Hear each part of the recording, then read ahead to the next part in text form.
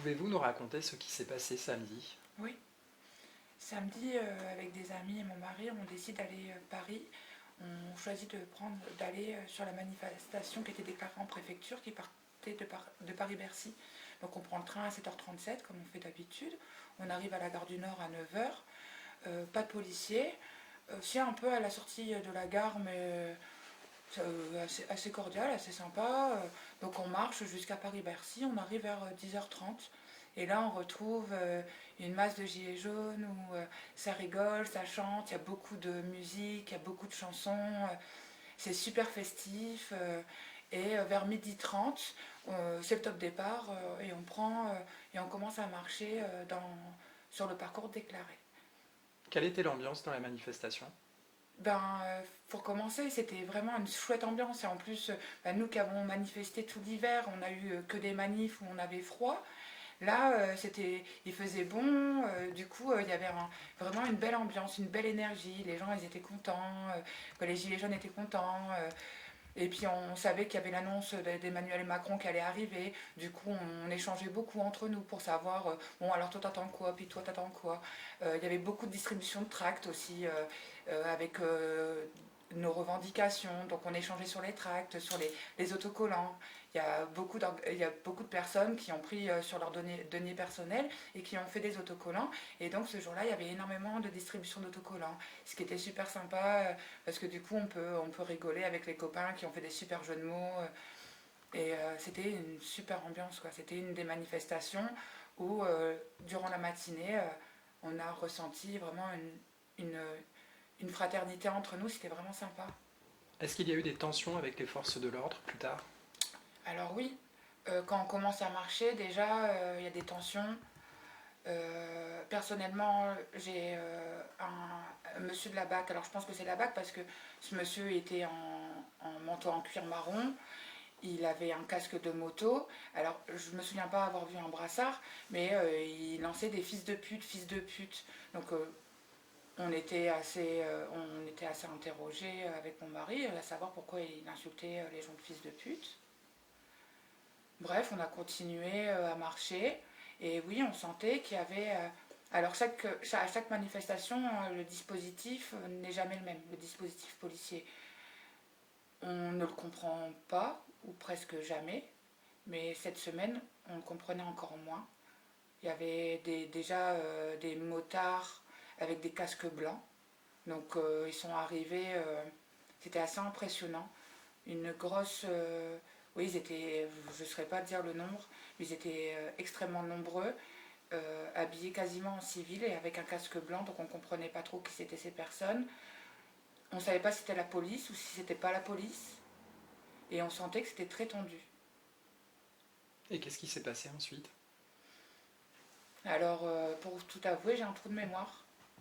Je, quelques minutes avant l'incident, je m'en souviens pas. Je me connais beaucoup, quoi, je prends beaucoup de recul sur moi et donc sur les images j'ai vu que j'avais un papier blanc. Et en général quand on me distribue un tract, j'aime bien le lire tout de suite et puis en pouvant en parler avec la personne qui me l'a distribué. Donc si je fais une supposition, en ayant vu les images de 20 minutes qui reprennent le quart d'heure avant l'incident, euh, je ne suis pas en première ligne, je suis dans la masse de personnes, j'arrive même pas à me retrouver. Donc je pense que j'étais en train de lire le prospectus et quand les gens ont fait demi-tour parce qu'il y avait sans doute eu des jets de pierre ou des jets de trucs, je ne sais pas. Et ben, moi, j'ai pas senti. À aucun moment, j'ai senti que j'allais me faire charger, en fait. J'ai pas entendu de sommation, alors que d'habitude, on entendait première sommation, deuxième sommation, troisième sommation. Là, je n'entends pas de sommation. Je vois bien que les gens accélèrent le pas, quoi, je pense. Mais moi, j'ai toujours. Je cours pas, j'ai rien à craindre, je fais rien. Je suis pas. Je suis pas, quoi, je suis pas un danger pour la police. Du coup, j'avance calmement parce que j'ai rien à me reprocher. Et lever les mains, c'est ce que je fais d'habitude. Je lève les mains pour dire je ne représente pas de danger pour vous, vous inquiétez pas.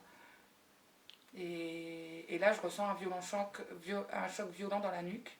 Alors ça, je m'en souviens très précisément. Je me souviens d'une décharge électrique dans le cou qui a traversé ma colonne vertébrale. Je vois des étoiles et après plus rien. Mais le coup d'électricité dans la nuque, je m'en souviens très bien. Vous avez compris ce qui vous arrivait? Pas du tout. Moi j'ai cru que c'était une grenade de désencerclement que j'avais pris dans le cou. Et c'est ce que je disais aux copains d'ailleurs. Qu'est-ce qui était arrivé? Je me suis pris une grenade de désencerclement. C'est dimanche à 4h, quand la vidéo est sortie, que j'ai vu ce qui m'était arrivé. Qu'avez-vous ressenti? J'ai été choquée. Et je suis encore choquée aujourd'hui. Qu'un être humain ait pris sur lui de taper quelqu'un dans le dos, qui présente aucun... Je représentais aucun danger, et je pense qu'aujourd'hui je représente encore moins un danger. Et je n'ai jamais représenté de danger sur les manifestations, même dans ma vie. Moi je suis travailleuse sociale, j'accompagne les gens. Je ne suis pas là pour me mettre en danger. Je ne suis pas là pour mettre en danger les autres. Au contraire, dans ma vie de tous les jours, je les accompagne. Quel est votre état d'esprit par rapport aux forces de l'ordre? J'ai de plus en plus peur. Alors je ne sais pas si c'est dû à la fatigue parce que je ne dors pas bien. Mais par exemple, hier j'étais dans le bus et les gendarmes nous ont dépassé le bus et ont mis les sirènes. Et ben, j'ai eu peur. Je peux pas regarder... j'ai essayé de regarder un clip et c'était des scènes de gilets jaunes qui se faisaient taper. Je ne peux plus regarder ces images-là. J'ai zappé, je suis tombée sur Faites entrer l'accusé. Je ne peux pas regarder des images de violence. J'y arrive pas pour l'instant. Et votre état d'esprit vis-à-vis des policiers, des gendarmes, jusqu'à présent, tout au cours du mouvement, c'était quoi exactement? Moi, je les calcule pas. Je m'occupe pas d'eux. Ouais. Je m'occupe pas d'eux. C'est des hommes, quoi. Pour moi, c'est des hommes et des femmes dans un uniforme. Mais c'est des hommes et des femmes avant tout. Et du coup, j'avais rien contre eux. Tout comme moi, j'avais rien contre. Tout comme je pensais qu'eux n'avaient rien contre moi. Et qu'ils étaient là pour assurer notre sécurité. Et aujourd'hui, je suis encore dans cet état d'esprit-là. J'en veux pas vraiment à la police. J'en veux à la personne qui était dans l'uniforme. Et après, je sais plus, je suis perdue aujourd'hui. Je suis perdue. Et le président, le gouvernement, qu'est-ce que vous en pensez?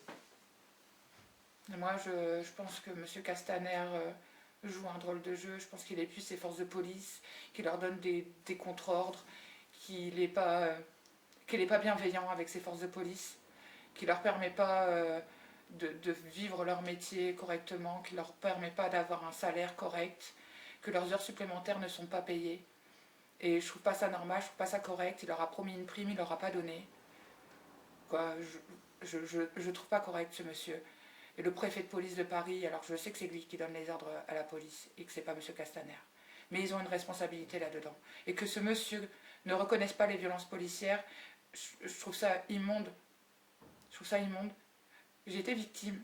Qu'il le veuille ou non, je suis une victime de violences policières. J'ai pas cherché à me faire matraquer.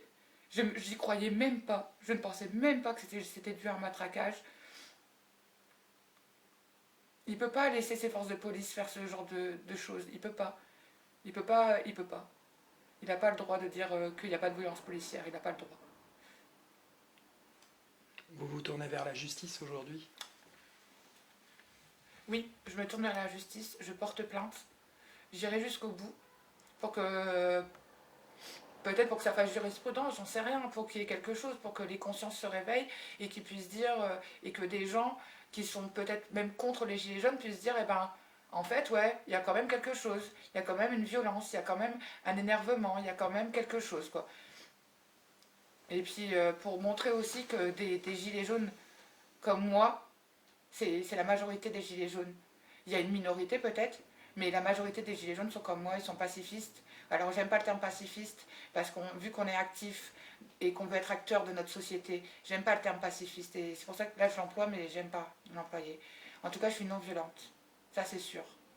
Je suis active dans le mouvement, je suis non violente. Je pense qu'on y arrivera sans violence. Et surtout pas sur de la violence contre des forces de l'ordre qui, eux aussi, gagnent des salaires de misère et qui sont dans la même merde que nous, au final. Vous allez poursuivre le mouvement? Bien sûr. Mais bien sûr que je le poursuis. Et peut-être que je suis même encore plus motivée à le poursuivre aujourd'hui. Pourquoi vous avez décidé de vous engager au sein du mouvement des Gilets jaunes? Moi, je suis travailleuse sociale. Dans le cadre de mon métier, j'accompagne des personnes qui sont allocataires du RSA. Quand M. Macron a décidé de réformer les APL, j'ai une bonne partie des personnes que j'accompagne qui sont venues vers moi en me disant « Mélanie, je ne sais pas comment je vais faire pour finir le mois de janvier. Pardon. Il va falloir que j'aille au Resto du Cœur. Il va falloir que je me débrouille. » Et je trouve pas ça normal en fait. Qu'une mère de famille avec 2 enfants, dont un enfant autiste ou qui est atteint de troubles autistiques, c'est pas encore... Bon, une maman seule avec des enfants n'est pas un vrai salaire. Donc hier, il nous parle des aidants familiaux, ça existe déjà. C'est de la poudre aux yeux, quoi. Les aidants familiaux, ça existe déjà. Il parle de leur donner une retraite. J'espère que ça va être fait, j'espère que ce sera vrai.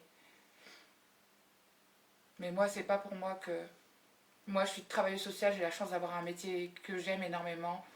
Pour moi, j'estime avoir le meilleur métier du monde. Je travaille dans une structure super qui me permet de faire mon métier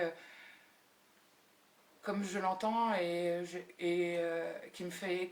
J'ai un directeur qui me fait extrêmement confiance. Je pense pas être déconnante dans mon métier. Et j'ai un métier, en fait, c'est un métier gilet jaune. J'étais gilet jaune avant que les gilets jaunes arrivent, avant que ce mouvement arrive. Nous, les travailleurs sociaux, on est des gilets jaunes en puissance, quoi. Merci.